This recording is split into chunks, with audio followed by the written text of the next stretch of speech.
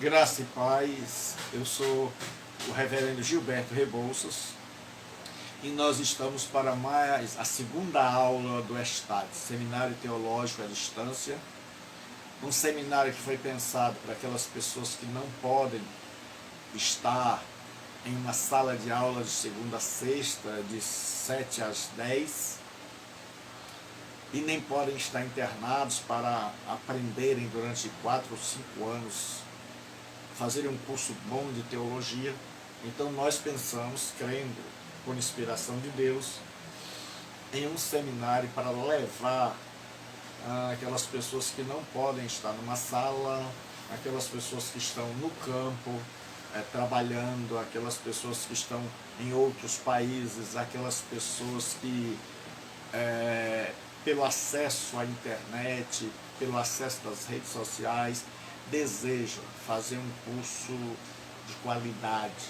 Então, o ESTAD, Seminário Teológico à Distância, foi criado para você. Deus abençoe. O ESTAD, ele foi criado para que você possa estudar de longe, né? E nós estamos estudando a doutrina da salvação. E dentro da doutrina da salvação, nós estamos estudando em primeiro lugar a discussão, né? A controvérsia teológica, calvinismo versus arminianismo. E hoje nós vamos para a nossa segunda aula, para que a gente possa depois começar a estudar as doutrinas da salvação, como conversão, arrependimento e fé, que são os elementos da conversão. Então, nós hoje vamos ter a nossa segunda aula. Se você ainda não assistiu, você já é aluno do curso e ainda não assistiu, você pode assisti-las no meu canal no YouTube, Gilberto Rebouças. E Deus abençoe a Roberta Amaro. Saudade de vocês, Deus abençoe a vida de cada um. No canal Gilberto Rebouças, tudo minúsculo, no YouTube, tem todas as aulas lá. Então hoje nós vamos ler um texto em Efésios capítulo 1, a partir do versículo 3, 4 e 5. Diz assim: bendito Deus e Pai de nosso Senhor Jesus Cristo, o qual nos abençoou com todas as bênçãos espirituais nos lugares celestiais em Cristo, como também nos elegeu nele antes da fundação do mundo, para que fôssemos santos e irrepreensíveis diante dele em amor, e nos predestinou para filhos de adoção por Jesus Cristo, para si mesmo, segundo o beneplácito da sua vontade, para louvor da sua glória, da glória da sua graça, pela qual nos fez agradáveis a si, no amado. Senhor nosso Deus e Pai, nós entramos mais uma vez em Tua presença. Pedimos que o Senhor nos abençoe, pedimos que nos dirija, pedimos que nos ajude nos assuntos tão difíceis, ó Deus, de ensinar sobre a Tua santa e gloriosa palavra. Se conosco, nós pedimos e oramos em nome de Cristo. Deus abençoe a todos. João Batista, Deus abençoe. Então nós vimos de forma introdutória a questão do arminianismo e do calvinismo. Quando a gente começa a estudar a doutrina da salvação, a gente tem que entender o pensamento de Calvino e de Armínio para que a gente possa entender como a doutrina da salvação, a soteriologia, de soteria, salvação e logos, estudo, tratado. Então, o que a Bíblia diz? Mas o que a Bíblia nos disse está escrito há no mínimo 2000 anos. E nós estamos separados do texto por 2000 anos, e nesses 2000 anos houve muitas interpretações. E essa interpretação da Bíblia, esse conjunto de doutrina que nós chamamos de salvação, ela foi interpretada de diversas maneiras. E ela chegou até a mim, até a você. E nós precisamos saber como ela chegou até nós. Por que viés ela veio até nós? Qual foi a doutrina que nos alcançou? Ou se nós somos uma espécie de mistura de tudo. Então, nós vimos que o problema do calvinismo e do arminianismo começam bem antes, com Pelágio e com Santo Agostinho. Pelágio dizia, e era a questão do pecado, que o pecado de Adão contaminou apenas Adão, mas não contaminou a raça humana. Toda a raça humana nasce sadia, nasce pura, nasce imaculada. O pecado de Adão diz respeito só a ele. Agostinho disse não, todo ser humano nasce contaminado e nasce com a culpa e com a contaminação. E aí Santo Agostinho ganhou a batalha. Depois surgiu o chamado semi-pelagianismo, que admitia, era uma espécie de meio termo, que admitia a contaminação, a natureza pecaminosa, mas não admitia a culpa. E aí depois nós tivemos outra controvérsia sobre essa questão de livre-arbítrio e soberania divina, que começou com Pelágio e Agostinho. Então, foi Erasmo de Roterdã, que era semi-pelagiano, e Lutero. E Lutero ganhou, e mais uma vez surgiu, foi escrito um livro, Nascido Escravo. Lutero escreveu um livro, Nascido Escravo, por causa dessa dificuldade de se perceber. E aí, no século XVI, surgem dois reformadores. Calvino, que nasceu na França, na Picardia, em Noyon, e Jacob Arminio, que viveu depois dele. Então eles não foram contemporâneos. Jacob Arminio era um discípulo de Calvino, de João Calvino. Os dois eram tementes a Deus, os dois eram pastores. Calvino era mais teólogo do que pastor. Já Arminio era também um bom teólogo, mas era mais para o lado pastoral. Eram dois homens de Deus e que não conviveram, e a disputa não foi entre eles, mas entre seus discípulos, entre seus seguidores. E nós vimos que eles morreram muito cedo, muito jovens. Calvino ele vai morrer no ano 1564 por 54 anos. Já Arminio ele morre com apenas 49 anos. Então morreram muito jovem, foram homens tementes a Deus. Então nós vamos ver hoje, né, a história dessa controvérsia de calvinismo versus arminianismo, depois da morte de Calvino. Calvino morre, aí surge no cenário Armínio. E então eles não viveram juntos, não conviveram. Surge o que se chama, tudo começa lá na Holanda. É algo que já vem sendo discutido, mas que vai ter o seu apogeu, o seu ápice, o seu clímax na Holanda. Na Holanda, os discípulos de Armínio, eles foram conhecidos como remonstrantes, porque eles fizeram uma remonstrância. O que foi isso? Eles escreveram a Igreja Reformada da Holanda, pedindo uma revisão da doutrina calvinista, principalmente enfatizando a questão do livre-arbítrio. E por isso eles foram chamados de remonstrantes. E aí o que aconteceu? A Igreja Reformada pegou aqueles pontos onde eles pediam que houvesse uma revisão na questão do livre-arbítrio, etc.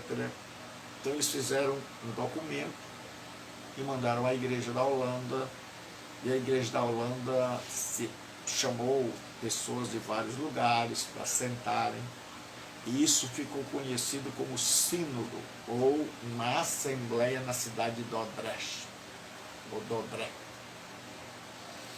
E, abreviando, ficou chamado Sínodo de Dort. Então, pastor Antônio Natalício, meu irmão, meu amigo, meu querido, pessoa por quem eu tenho uma profunda admiração, profundo respeito, profundo amor, como é bom tê-lo aqui conosco, no nosso curso à distância. Saiba que o irmão está longe, mas não longe do coração. Está no meu coração e da minha família. Então, no Sínodo de Dort, o Flávio Antônio, Deus abençoe, no Sínodo de Dort, porque muita gente discute isso sem saber a história. E a gente vê muita gente brigando, discutindo, e às vezes são meninos que começaram a estudar ontem, aí descobriram alguns pontos e estão aí brincando no Facebook e nas redes sociais. O que acontece? Os discípulos de Armínio, eles pediram uma reforma na doutrina da salvação à igreja holandesa, e eles escreveram os pontos que eles queriam. E aconteceu o Sínodo de Dort. O Sínodo de Dort foi uma reunião da Igreja Reformada da Holanda para analisar este pedido. E aí eles juntaram teólogos de várias partes, e aconteceu, eu vou ler aqui, a primeira reunião do sínodo foi tida a 13 de novembro de 1618, ou seja, no século XVII, e a última foi a 9 de maio de 1619. Então, eles discutiram e eles resolveram dar uma resposta ao pedido daqueles irmãos, discípulos de Armínio. Eles disseram o seguinte, chamou-se Cânones de Dort. Eles estabeleceram um anacrônimo que em inglês é tulip, daí vem a flor, né? E em português telip. E nós vamos ver dentro de pouco tempo. Mas por que surgiu toda essa discussão. A questão não estava tanto em Calvino nem em Armínio. A questão é que Armínio chega, ele vai dar aula na igreja reformada holandesa, e depois ele vai dar aula na faculdade holandesa de Leiden. E dando aula lá, ele encontra professores. Calvino já havia morrido, havia sido sucedido na liderança por um homem chamado Theodor Beza, e esse fundou o chamado supralapsarianismo, que diz que Deus elegeu o homem supra, acima, lapso, queda. Então Teodoro de Beza era muito radical, e podemos dizer assim que ele fundou o que a gente chama hoje de hipercalvinismo, que é conhecido como supralapsarianismo, né? É um nome complicado até para falar, mas infelizmente a gente tem que falar de história para a gente saber o que a gente bebe hoje, de onde a gente está bebendo, de onde veio a doutrina, porque muita gente pensa que tiraram da Bíblia e na verdade é uma interpretação da Escritura. Então o que acontece? Surgiram dois pensamentos. O pensamento de Teodoro de Beza, que Deus elegeu o homem antes da queda, e Deus teria decretado a queda para manifestar sua graça. Então, quando Armínio foi dar aula na faculdade, ele teve 3 amigos que eram professores e que ensinavam o supralapsarianismo antes da queda. Então, o ensino deles era tão extremado que na prática o ensino parecia que Deus era o autor do mal. E o que aconteceu? Armínio não concordava com aquilo. E Armínio começou a pregar diferente. E Armínio começou a discordar, não de Calvino, mas de Beza, do chamado supralapsarianismo, porque ele achava que o supralapsarianismo ensinava que Deus era o autor do mal. Então ele enfatizou o livre-arbítrio, aquela questão já iniciada lá com Pelágio, entre Pelágio e Agostinho, depois entre Lutero e Erasmo, e agora ressuscita essa questão, a questão de como Deus é soberano. Soberano significa que a vontade é a dele, que é ele quem manda e todos obedecem. Mas como explicar que Deus é soberano e ao mesmo tempo nós temos liberdade de escolha? Se Deus é soberano, então ele manda. Se nós temos liberdade de escolha, então Deus não manda como deveria mandar. Então o que acontece? Alguns pensam que isso é uma coisa fácil de resolver, mas não é. É tanto que nós temos aí 500 anos de história da Reforma Protestante e até hoje não se resolveu. Porque muita gente não admite que na Bíblia existem tensões. Na Bíblia tem 3 antinômios, que são verdades que são ensinadas, mas que não podem ser compreendidas totalmente pela razão. A doutrina da Trindade, um só Deus, mas 3 pessoas. Deus abençoe ela. Saudade de você, meu amigo. Só Deus sabe onde tu estás. A doutrina da Trindade, um só Deus, não dá para ensinar. São antinômios, são leis contrárias. É como 2 paralelas se encontram apenas no infinito. Se você pegar a linha do trem e você olhar assim, elas nunca vão se juntar, a não ser lá no infinito.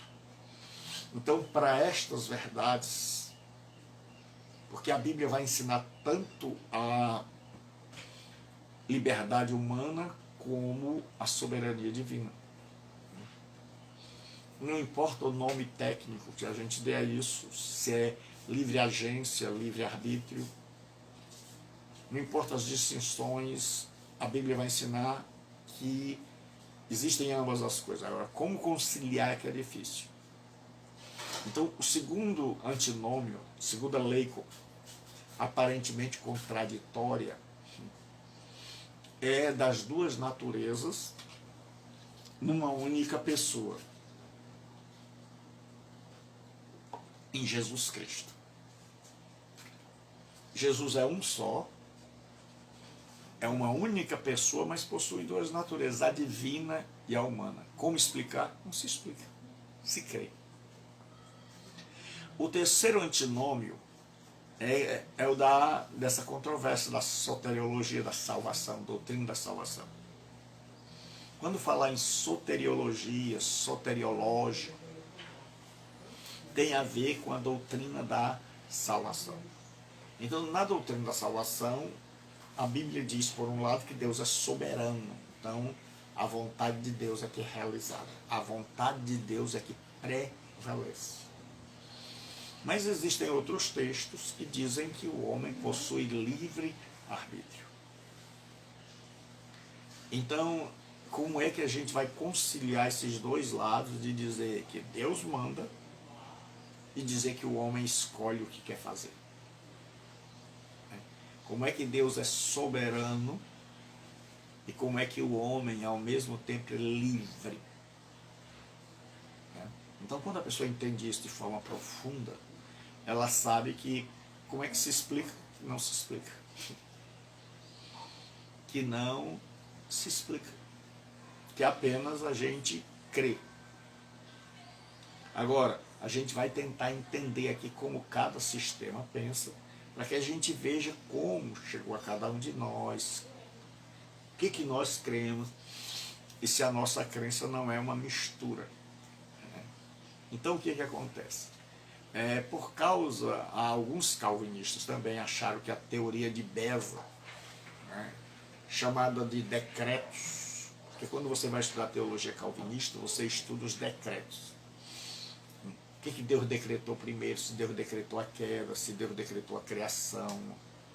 Então, existe um calvinismo mais moderado, que é chamado de infralapsarianismo. Infra é abaixo, lapso é queda.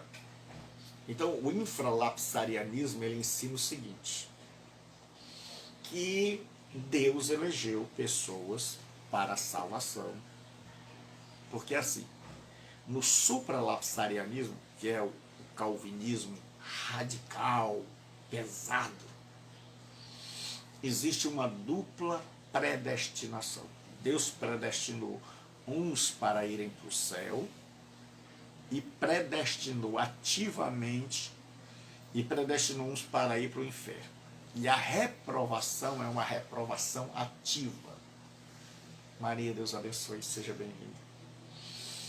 Então, no supralapsarianismo, na teologia de Beza, Deus elegeu duplamente, elegeu uns para ir para o céu e outros para irem para o inferno. E a reprovação era ativa, significa que Deus disse, eu não quero determinado grupo de pessoas. Então essa era a teologia de Beza e alguns seguidores. Depois.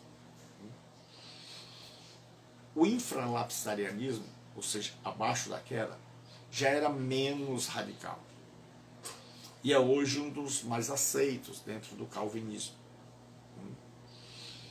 O infralapsarianismo dizia o seguinte, Deus elegeu o homem, mas tendo em vista a queda. Deus levou em conta a queda. Então Deus elegeu pessoas para a salvação, mas do meio da raça humana que ele previu que cairia. Então eles dizem o seguinte, Não há nenhuma injustiça em Deus escolher pessoas caídas. Ele diz, é como você pegar uma caixa de maçãs, caixas de maçãs que estavam apodrecendo, e você tirar algumas do meio para que elas não apodreçam. Eles todas iam apodrecer. Então você tirar algumas do meio não tem problema, não é injusto você tirar algumas. Então eles dizem o seguinte, Deus elegeu levando em conta a queda. E tendo em vista que a queda condena o homem e que todo homem está condenado, então resolver salvar alguns não tem nada de injusto, segundo eles. E eles dizem que a preterição, a rejeição não foi ativa. Deus não disse, eu vou rejeitar esse povo. Não. Eles dizem que a reprovação foi passiva. Eles dizem que Deus simplesmente não fez nada para salvar essas pessoas. Deixou que eles seguissem os seus caminhos. Como um pai que diz, meu filho, você não quer me ouvir? Você quer fazer a sua vontade? Então, faça. Então, surgiu agora, por causa do extremismo de Beza, surgiu o infralapsarianismo, que é bem mais moderado. E esse é seguido por muitos calvinistas. Então tem o hipercalvinismo. Então, dentro do calvinismo tem duas alas. O hipercalvinista, ele diz o seguinte, Deus decretou a queda. E Deus decretou salvar o homem. E Deus rejeitou pessoas dentro da massa da humanidade ativamente. Deus disse, eu não quero vocês. E Deus elegeu duplamente. Disse, estes vão para o céu, estes vão para o inferno. E eles têm muitos textos. Não é assim. Se você está estudando conosco no seminário, você vai ver a quantidade de textos que eu mandei para você que eles usam. Então eles usam textos que a gente, se fosse ler, ia passar aqui uma boa parte da noite lendo. Já o infralapsarianismo, que é mais brando, ele disse o seguinte, não. Deus elegeu para a salvação e Deus, os não eleitos, foram aqueles que resolveram seguir o seu próprio caminho. E Deus resolveu não intervir. Eles escolheram andar no caminho errado, resolveram andar no caminho mau. Então Deus resolveu deixá-los, abandoná-los à sua própria sorte, nada a fazer. Dizer, você quer, meu filho? Então vá. E aí o que acontece? A doutrina arminiana era contra o supralapsarianismo, essa doutrina pesada, esse hipercalvinismo. Então você tem aí no seu material de aula muita coisa, muitos textos que eu mostro indicando. E aí surgiu nessa controvérsia duas coisas. O monergismo e o sinergismo. São termos teológicos para que as pessoas entendam. No sinergismo, né, dá a ideia de, na salvação, duas pessoas trabalhando, de uma maneira bem fácil de falar. Porque sim é com ou junto com, e ergazomai é trabalhar ou cooperar. Então, no sinergismo, é aquela crença de que o homem coopera com Deus na salvação. Então Deus faz a parte dele e o ser humano faz a sua. Então o sinergismo é a maneira de interpretar as escrituras utilizada pelos arminianos. Então o arminianismo diz que Deus faz a parte dele na salvação e nós fazemos a nossa. Então eles usam vários textos para mostrar o sinergismo. Então, quando você ouvir falar em sinergismo, significa que o ser humano, uma linguagem mais simples, eu estou tentando falar de assuntos difíceis de uma maneira mais fácil. Então, o sinergismo significa que o ser humano coopera com Deus na salvação. E existe o monergismo. Mono, ergazomai, trabalhar. Então o monergismo ensina que na salvação, que a salvação é uma obra 100% de Deus. É ensinada pelo calvinismo. O calvinismo ensina que a salvação é 100% de Deus e que a única coisa que o homem faz é receber. Que ele não coopera com Deus porque ele estava morto em pecados e delitos. E o morto não pode fazer nada para ressuscitar a si mesmo. Então o calvinismo diz porque é Deus quem opera em vós, tanto querer como efetuar. Então isso chama-se monergismo. Então sinergismo significa que o homem coopera com Deus. Deus faz a sua parte, o homem faz a dele. Monergismo diz que na salvação, não quer dizer que na vida cristã a gente não se santifique, a gente não ore, a gente não jejue, mas que a salvação é um presente de Deus. Pela graça sois salvos mediante a fé. Isto não vem de vós, é dom de Deus, não vem das obras, para que ninguém se glorie. Então os calvinistas dizem que a salvação é uma conquista, é um trabalho único e exclusivo, 100% de Deus. Que o homem não coopera com nada. Então no calvinismo, a salvação é totalmente de Deus e ela é presente para o homem que a recebe por meio da fé e que até esta fé é dom de Deus. Já no arminianismo, o homem coopera com Deus. Isso é chamado sinergismo. Sinergismo, o homem coopera com Deus para a sua salvação. Monergismo, só Deus age. O homem só recebe aquilo que Deus fez. Então vamos continuar, já que a gente está vendo a história. Então eu coloquei aí para vocês. Aí, quando houve a reunião em Dort, eles viram os pedidos e eles fizeram o que chama-se de Cânon de Dort. Você pode baixar na internet aí. E aí eles fizeram a Tulip, né, que era um anacrônico. E eles disseram o seguinte: a depravação é total. Ou seja, o ser humano é um ser humano totalmente depravado. Significa que ele não pode fazer nada para salvar-se a si mesmo. Que todas as faculdades do seu ser foram afetadas pela queda e que se não houver um ato externo, ele jamais poderá salvar-se. E que ele, mesmo fabricando, produzindo coisas boas, é incapaz de por si mesmo se voltar para Deus.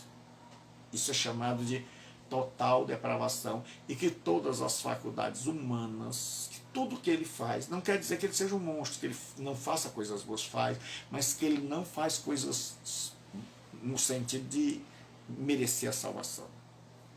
E que tudo que ele faz por conta da queda, e essas coisas estão maculadas. Ou seja, ele só faz as coisas por interesse. E tudo que ele faz tem objetivos assim meio duvidosos. Porque esse ser humano, a sua natureza agora, sua razão, sua personalidade, ela está distorcida pela queda. Então eles dizem que o homem é totalmente depravado, e sendo totalmente depravado, não pode por si só se voltar para Deus. A segunda coisa que eles disseram é: eleição incondicional. Eles disseram que Deus elegeu o homem não porque viu alguma coisa no homem. Porque eles dizem que se assim fosse, a salvação seria do homem e não uma conquista de Deus. Então eles dizem que Deus amou determinadas pessoas e que ninguém sabe explicar porquê, mas que Deus amou determinadas pessoas e as elegeu para a salvação. E as elegeu para a salvação. Então essa eleição é incondicional, não tem esse negócio de olhar e ver fé. Porque eles dizem que se Deus visse alguma coisa no ser humano, então essa salvação seria uma realização não apenas de Deus, seria uma realização do ser humano. Então Deus entrava com a graça, o ser humano entrava com a fé. Aí seria sinergismo, um cooperando com o outro. Mas eles dizem que a eleição é incondicional, é baseada no amor de Deus. Que Deus amou determinadas pessoas e que as escolheu e que por isso a salvação é única e exclusivamente dele. E eles dizem que a expiação é limitada. Ou seja, que Jesus não morreu por todos os homens. Eu estou indo bem devagar, então, se não der para eu explicar, se assista às próximas aulas, porque são assuntos difíceis e como é que eu faço? Qual é a minha abordagem? Eu ensino os dois lados, porque você vai ver os dois lados, em qualquer lugar. Se você for ler um livro, o autor ou vai ser arminiano ou calvinista. Se você for fazer um seminário, os professores ou serão arminianos ou calvinistas, ou pior, uma mistura dos dois. Então não tem como fugir. Então a gente tem que conhecer o assunto para saber o que as escrituras realmente dizem. Porque tudo isso aqui veio para nós, de uma forma ou de outra. Uma delas chegou a nós, ou as duas misturadas, que é pior. Então, eles dizem o seguinte, que a salvação, então, se terminar e não der para eu explicar tudo, você aguarda o próximo vídeo, certo? A próxima aula é terça, quinta, e você já pode se matricular. Você quer se matricular? Diz, professor, eu preciso, pastor Gilberto, eu preciso me preparar, eu quero estudar teologia, eu quero conhecer a Deus. Eu estou no campo, eu sou pastor, eu já descobri a necessidade, eu sou obreiro, eu sou professor de escola dominical, eu trabalho na obra de Deus, eu já senti a necessidade do conhecimento da palavra de Deus. Então você pode se matricular e fazer um curso sem sair de casa. Pode fazer online, terça e quinta, segunda e quarta e segunda de cada mês, sempre às 20 horas aqui pelo meu Facebook. Estas aulas ficam postadas aqui e lá no meu canal no YouTube, Gilberto Rebouças. Você pode ou assistir online, está aqui, ou assistir lá no YouTube. E assistir ou de uma vez, ou assistir devagar, ou voltar. E pode fazer as perguntas aí, deixando aqui embaixo as suas dúvidas. Mas antes de ter dúvidas, veja o ensino total. Porque muita gente não deixa nem a gente explicar nas faculdades onde a gente ensina, e o pessoal já vai citando versículos. E nem sabe que esses versículos, Deus abençoe o Montibúcio, prazer tê-lo conosco mais uma vez. Então, nós precisamos estudar o todo para que depois a gente veja a questão dos textos. Então, para o calvinismo, então eu estou ensinando primeiro o calvinismo, depois vou ensinar o arminianismo, e depois, aí você vai ver. Né? Porque um curso de nível superior como é o nosso não é curso base. Você tem que ver todos os lados da teologia. Porque hoje, muita gente que ensina teologia, na verdade, não está ensinando teologia. está ensinando a doutrina da sua denominação. Teologia não é a doutrina da minha denominação. Certo? Teologia profunda é bem mais vasta. Eu vejo todos os pontos de vista e depois, eu como crente maduro, eu vou procurar na Bíblia e vou ver, eu entendi agora como Calvino pensa, como Armínio pensa, como os discípulos dele pensaram, quais são os postulados, e agora eu vou ler a minha Bíblia para que eu possa chegar às minhas conclusões, para que eu possa saber quem está falando a verdade, quem se sintoniza com a Escritura, porque a maior autoridade é a Bíblia. O grande problema é que nós somos polarizados. A gente não quer ver o outro lado. E aí Calvino diz que o calvinismo diz que Jesus morreu apenas pelos eleitos.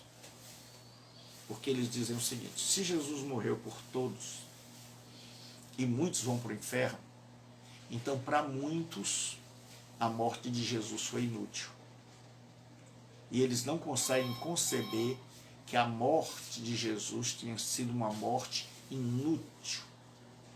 E o segundo argumento que eles usam é que se Jesus morreu por todos e nem todos vão ser salvos, então o pecado vai ser pago 2 vezes. Então Deus seria injusto, porque Jesus morreu para salvar todos, então ele pagou o pecado de todos e todos não vão para o céu. Então a pessoa vai pagar o seu pecado lá no inferno. Pecado este que já foi pago por Jesus. Então ele disse que o mesmo pecado vai ser pago tanto por Jesus como por quem não o aceitou lá no inferno. Então o mesmo pecado vai ser pago 2 vezes. Então eles dizem que Jesus não morreu pelos não eleitos. Morreu só pelos eleitos. Porque o sacrifício de Jesus é eficaz. Ou seja, por quem Jesus morreu, esse alguém vai ser salvo. O sacrifício de Jesus não pode ser inútil, segundo a interpretação calvinista. Eu estou procurando explicar aqui da melhor forma possível, certo? E vou explicar o arminianismo, o calvinismo, tudo sempre, sem ser, tentando ser o mais imparcial possível, certo? Então, eles disseram, irresistível e graça, grace, graça irresistível. Eles disseram que a graça de Deus na vida dos eleitos, não da dos não eleitos, ela é irresistível. Ou seja, quando Deus chama, que é chamado de chamado, vocação eficaz, a pessoa vem. Mas eles não dizem, primeiro, para que a gente entenda, porque muita gente tem uma caricatura do calvinismo e uma caricatura do arminianismo. Não querem estudar sério para falarem com seriedade. Então o que acontece? No calvinismo, a graça de Deus é como a de um namorado que se apaixona por uma moça e mostra os seus encantos para ela de tal forma que ela não consegue resistir ao encanto daquele rapaz. Então eles dizem que Deus, para os eleitos, se mostra tão gracioso, de forma tão maravilhosa, tão deslumbrante, tão santo, tão maravilhoso, que não há como a pessoa dizer não. A bondade e a maravilha desse Deus. Então a pessoa fica apaixonada por Deus a ponto de dizer sempre sim e jamais querer resistir sua graça. Eles não dizem que a graça é irresistível para os não eleitos. Ele diz: se alguém resiste à graça é porque essa pessoa não foi eleita. A irresistibilidade da graça é só para com aqueles que foram já previamente escolhidos. Assim eles interpretam a Escritura em relação à salvação. E o outro ponto da Telipe, total depravação, eleição incondicional, limitada expiação, irresistível graça. O último é P, perseverança dos santos, conhecido popularmente como salvo, uma vez salvo para sempre. Tecnicamente ela é chamada de perseverança dos santos ou segurança eterna. Eles ensinam o seguinte, que a pessoa que foi regenerada, que foi salva, que é habitada pelo Espírito Santo, jamais largará dessa salvação. Eles não dizem que a pessoa não pode cair, que a pessoa não erra, mas eles dizem o seguinte, que Jesus disse, as minhas ovelhas estão na mão de meu Pai, e meu Pai é maior que todos, e ninguém pode arrebatar uma ovelha das mãos do meu Pai. E ele diz, e dou-lhes a vida eterna e jamais hão de perecer.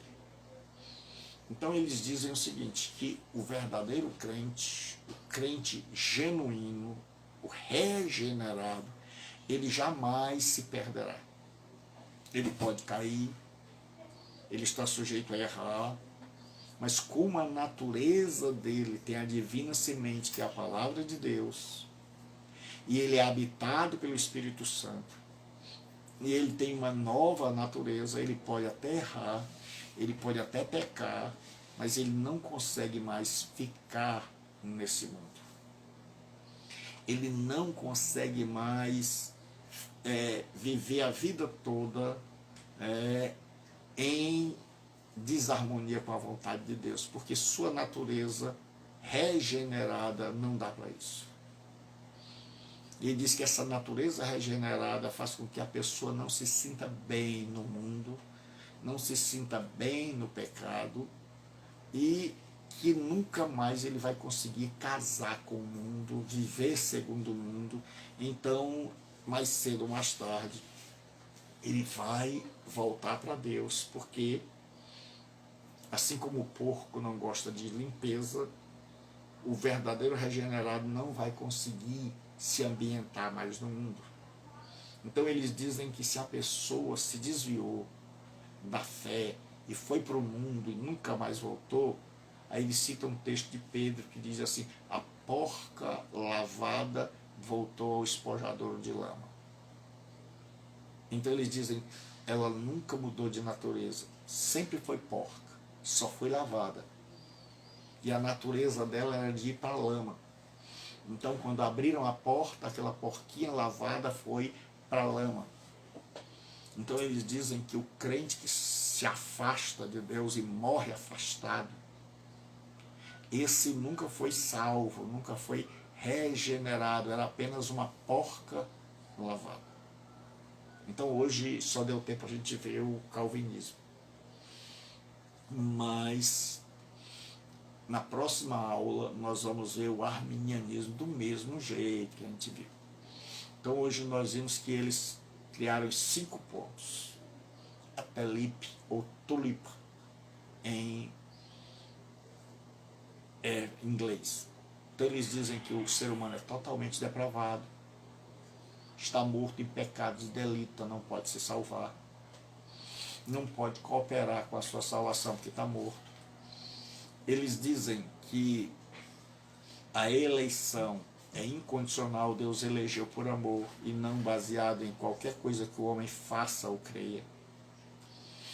Eles dizem que essa expiação, Jesus morreu somente pelos eleitos, Jesus não morreu por todos, porque se assim fosse, Jesus teria morrido inutilmente por muitos que vão para o inferno, sua morte seria ineficaz para com muitos. Eles dizem que a graça de Deus não é pegar força, não é forçar, mas é manifestar-se amorosamente de tal forma, pela influência e poder do Espírito Santo, que a pessoa não tem condição de dizer não, a não ser de dizer sim. E eles dizem que O Espírito Santo mostra Jesus Cristo de tal forma que o ser humano não pode dizer não. E eles dizem que essa graça só é irresistível, essa vocação é eficaz, essa chamada a pessoa vem quando ela foi eleita. Quando ela não foi eleita, ela vai endurecer a cerviz. Isso é uma prova da não eleição dela. E eles terminam dizendo que o santo, o verdadeiro cristão, o cristão regenerado é aquele que vai perseverar até o fim, porque ele tem uma nova natureza. Então, aí eles criaram, em cima dos 5 pontos, toda a doutrina da salvação, segundo o calvinismo.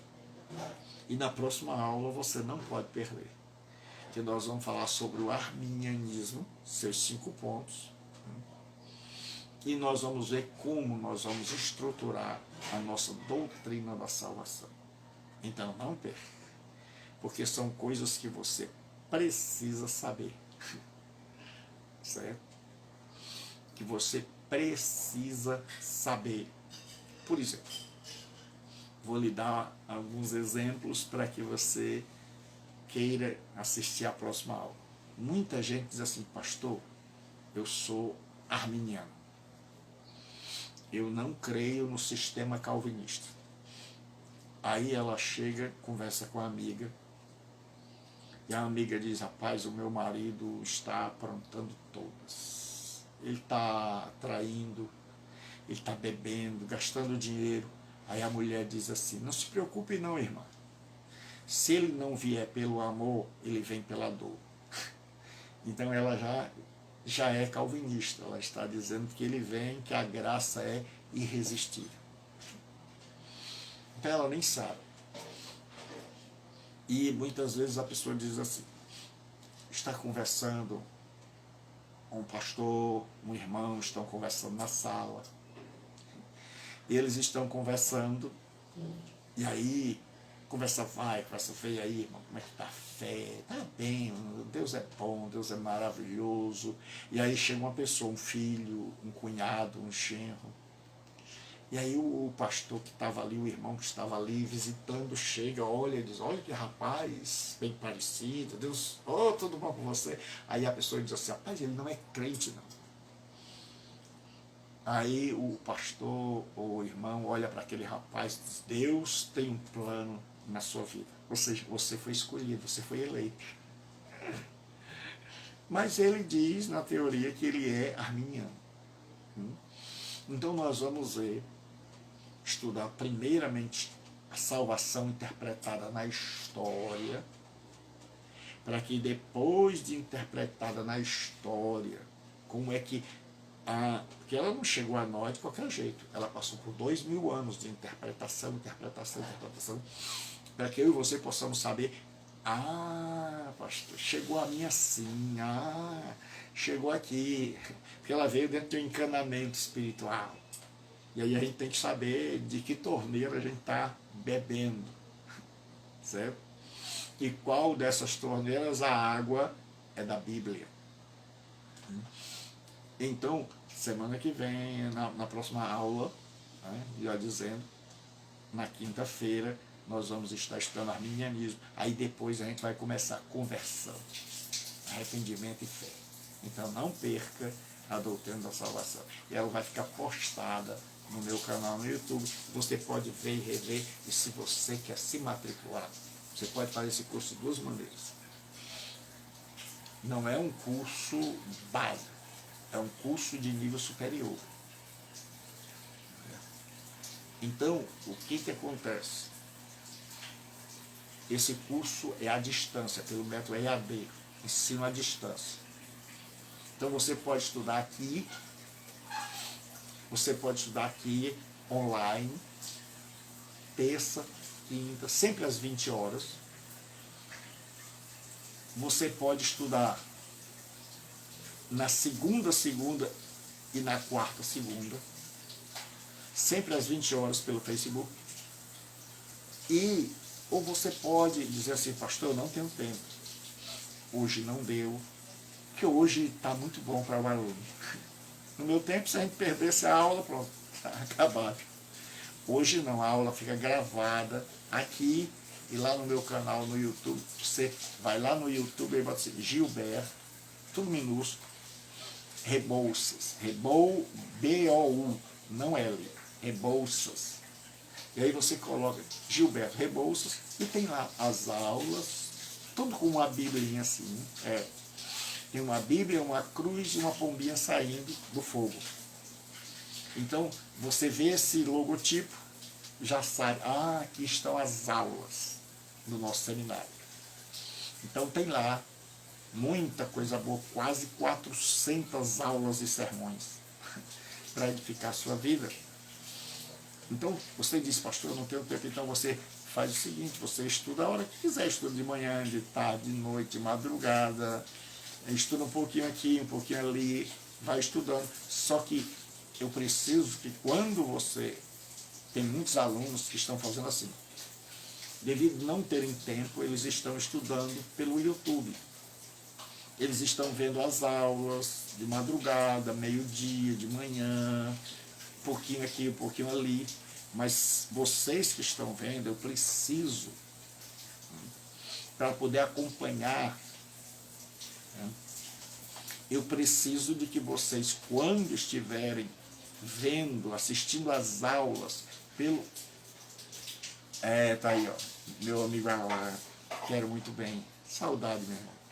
Eu preciso que vocês que estão vendo pelo YouTube, que vocês, a cada visão, a cada acesso que vocês fizerem, que vocês deixem lá presente.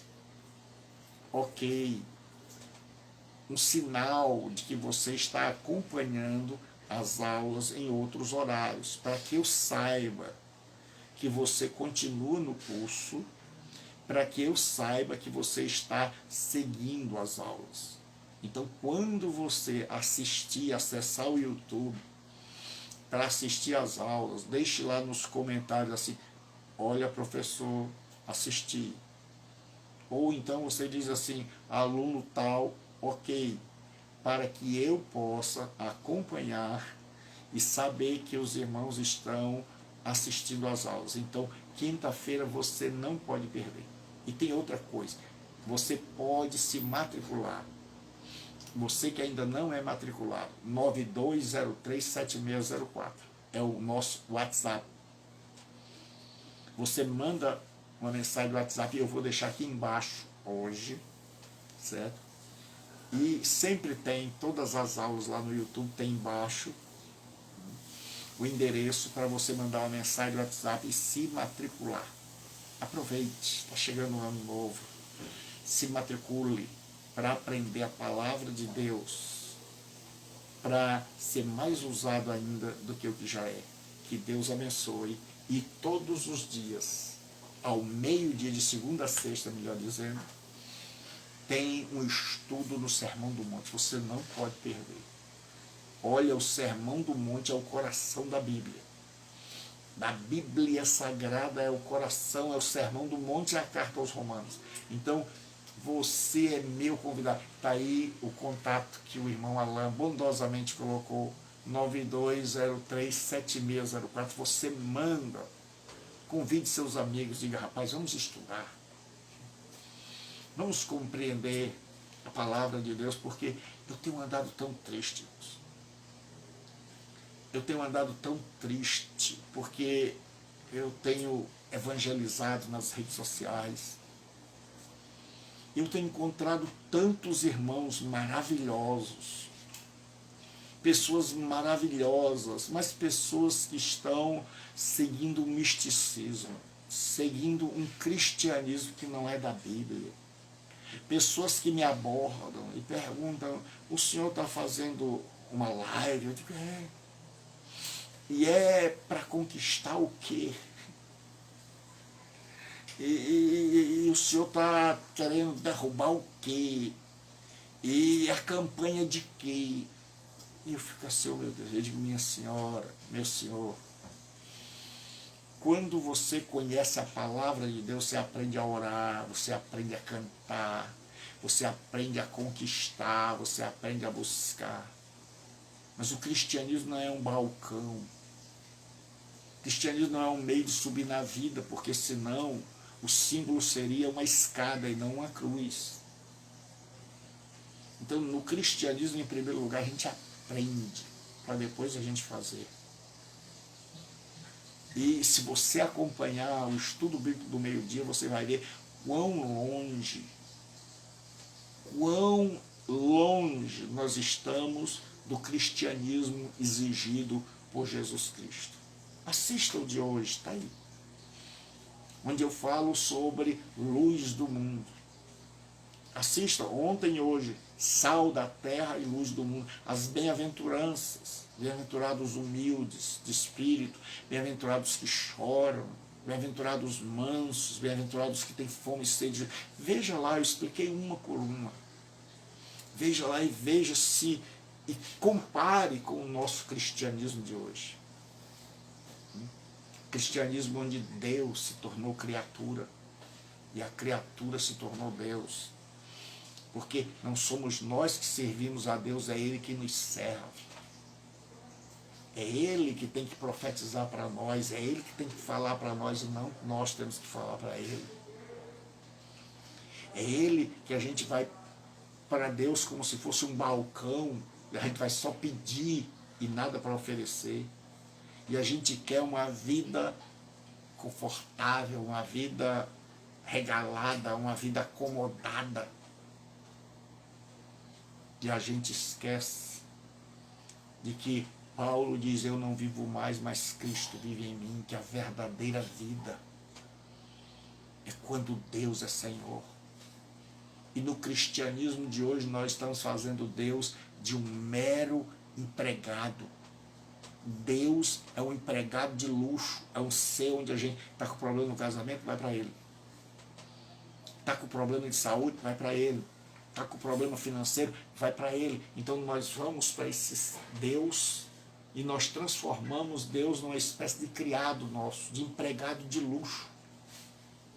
E pouca gente está disposta a dizer como Paulo, eu não vivo mais, mas Cristo vive em mim. E a vida que agora vivo na fé do Filho de Deus.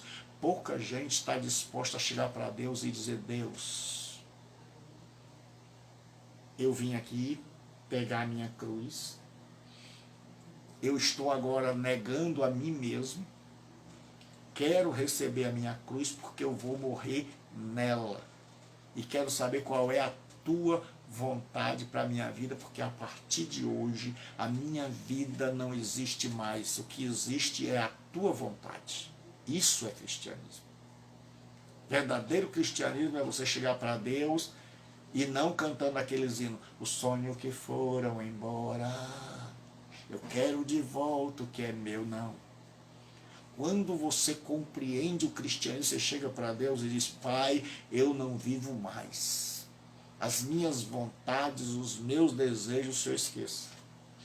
Agora eu quero descobrir quais são os teus desejos, qual é a tua vontade, qual é o teu querer, onde queres que eu esteja, qual a tua vontade para a minha vida, porque durante muito tempo eu quis que o Senhor fizesse as minhas vontades. Eu fui para a igreja para que o Senhor fizesse as minhas vontades. Eu queria que o meu filho passasse no vestibular, eu queria ser curada, eu queria que meu casamento desse certo. Então eu fui lá para que o Senhor fizesse as minhas vontades. Então eu te transformei em um empregado de luxo. Mas agora que eu compreendo a tua palavra, eu sei que tu és rei, Senhor, soberano, e eu sou servo, criatura. E como servo eu estou me colocando diante de ti e perguntando o que queres que eu faça. Qual tua vontade para a minha vida? Isso é ser cristão. O resto é conversa fiada. Deus abençoe. Até amanhã, ao meio-dia. E quinta-feira você não pode perder. Deus te abençoe. Fique com Deus.